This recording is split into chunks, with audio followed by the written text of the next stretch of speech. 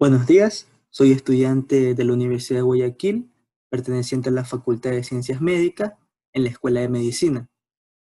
El tema de hoy es métodos moleculares de la cátedra de virología. Vamos a comenzar con lo que es el principio de la PCR, donde va a tener la desnaturalización, el templado o hibridación y lo que es la elongación producida por la DNA polimerasa estable. Ahora vamos a ver lo que son los reactivos o los componentes de la PCR. Muestra del paciente, buffer de PCR, 4 desoxirribonucleótidos o los 4 que son citosina, guanina, adenina y timina. Tubo de polietileno, ion de magnesio, cloruro de sodio y DNA polimerasa estable. Ahora vamos a hablar sobre los pasos de la PCR. En esta vamos a tener etapa previa, primer ciclo, segundo ciclo y de aquí se salta al ciclo 30 y después a la etapa final. En la etapa previa vamos a ver que dura 9 minutos a una temperatura de 95 grados centígrados, donde va a estar desnaturalización, templado y elongación. En el primer ciclo vamos a ver que va a haber 60 segundos donde está a 95 grados centígrados y de aquí va a bajar lo que es la temperatura a lo que son 55 grados centígrados en lo que son 50 segundos. Posterior a esto, en 180 segundos después, sube a 72 grados centígrados. A lo que ya va al segundo ciclo, vuelve a subir a los 95 grados centígrados, manteniéndose estable, por decirlo así. Después vuelve a bajar a los 55, sube a los 72 y por último a los 95 otra vez. Así todos estos ciclos hasta el ciclo 30, donde se puede hacer la prueba hasta el ciclo 30 o ciclo 40, y después se da lo que es la etapa final, que es en 4 minutos a una temperatura de 72 grados centígrados. Esta prueba tiene duración de 160 minutos a una temperatura máxima de 95 grados centígrados. Las características de la PCR son rendimiento, duración, especificidad, capacidad de detección y fidelidad. Vamos a hablar ahora sobre lo que es la detección de los resultados.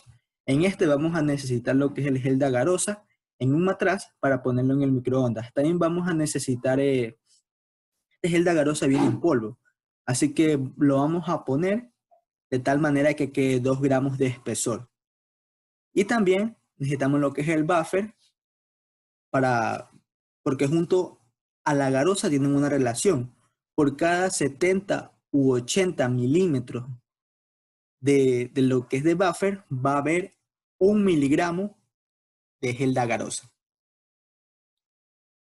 Este gel de agarosa que lo metimos al microondas, lo sacamos para que se enfríe y después lo ponemos en nuestra cámara de electroforesis. Se introducen los peines para formar los pocillos y se conecta y se hace la migración de ácidos nucleicos a detectar. Lo que se va a conectar son los anos y catos que tiene esta máquina. También se incluyen o se agregan los 10 mililitros de colorante, ya sea naranja o violeta. También es importante decir de que 200 centímetros cúbicos de buffer con 10 a 20 bromometil. Este bromometil va a ser el agente fluorescente, es decir, este va a permitir que reaccione, si es que va a ser positiva. Ya. La detección se hace por medio de la luz ultravioleta, como vemos aquí. Ya. Ahora vamos a hablar sobre lo que es la PCR aninada.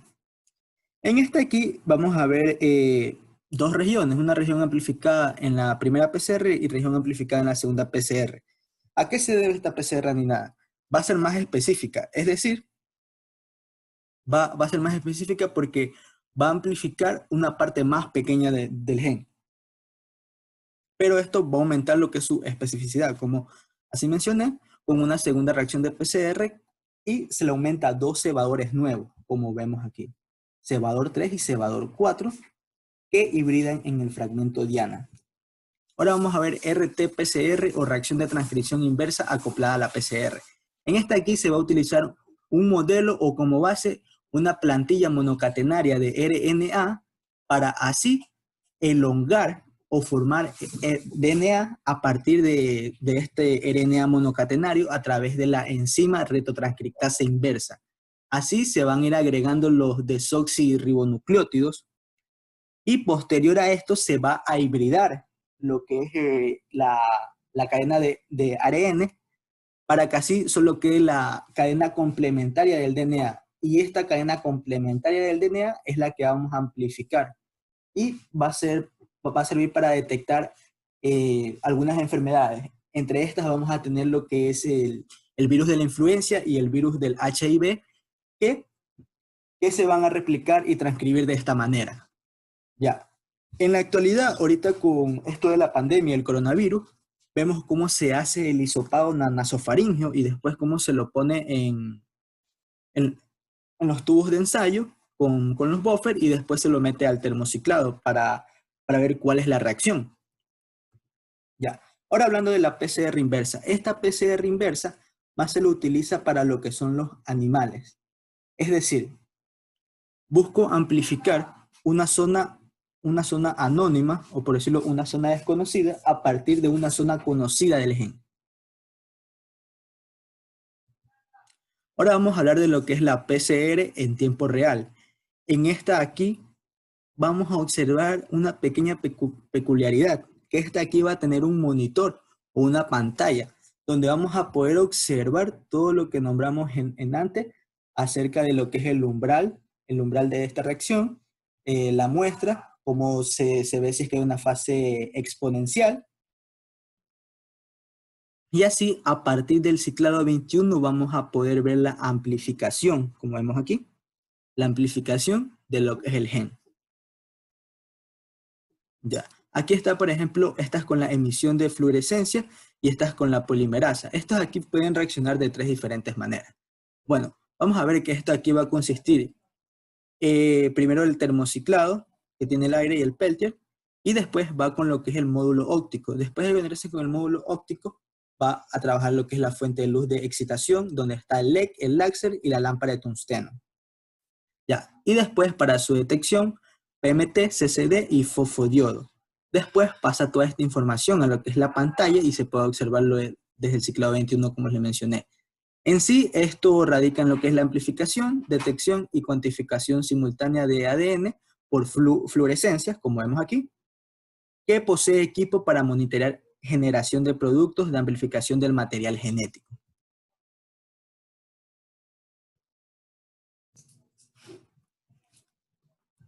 Bueno, ahora procederemos a hablar de dot blot y slot blot. De todos los métodos, este va a ser el más simple y más sencillo, ya que en este se puede hacer una prueba de los ácidos nucleicos sin purificar, ya sea en muestra de heces, sangre o esputo. Se hace la detección por autorradiografía. Ya, en esto vamos a tener primero lo que es el trozo de papel de nitrocelulosa, en donde se van a aplicar las muestras donde se aplican las muestras que contienen DNA o RNA con el problema, y se le van a aplicar lo que son las gotas de dot blot o en una zona alargada, slot blot. ¿Ya? En gotas, dot blot. Zona alargada, slot blot. Y esta aquí se va a bloquear con la capacidad de absorción del hierro con albúmina. También se va a tratar con alcali, se lisan las células y se desnaturaliza el DNA. Ya, esta sonda hibrida lo que son las muestras de DNA o RNA diana. Aquí ya está lo que es la sonda marcada y después se procede a lo que es el lavado, secado y la detección, que se la hace por la autorradiografía. Ya, ahora vamos con lo que es la hibridación Norton. Esta aquí va a servir para detectar fragmentos de RNA. Esta aquí se va a ampliar para así tener información sobre el tamaño del ARN de un gen específico. Es decir, cómo va a actuar este gen. Una vez clonados, se usan como sondas.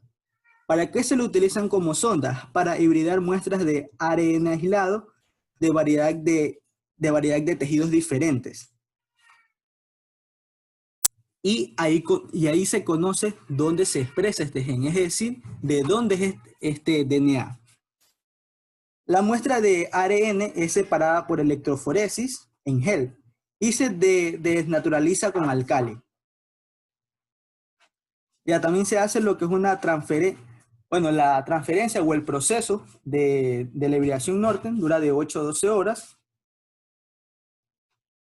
y asciende por capilaridad en bandas que se fijan por absorción. También se realiza réplica y se distribuye ADN separado y se coloca una bolsa hermética y se incuba y se hace hibridación, más lo que es el lavado, y el secado, y ahí ya tenemos para ver nuestra muestra. También se visualiza, así miren, como cada gen, y acá está en cambio de una manera esquemática. Acá está la radiografía o autorradiografía. Muchas gracias.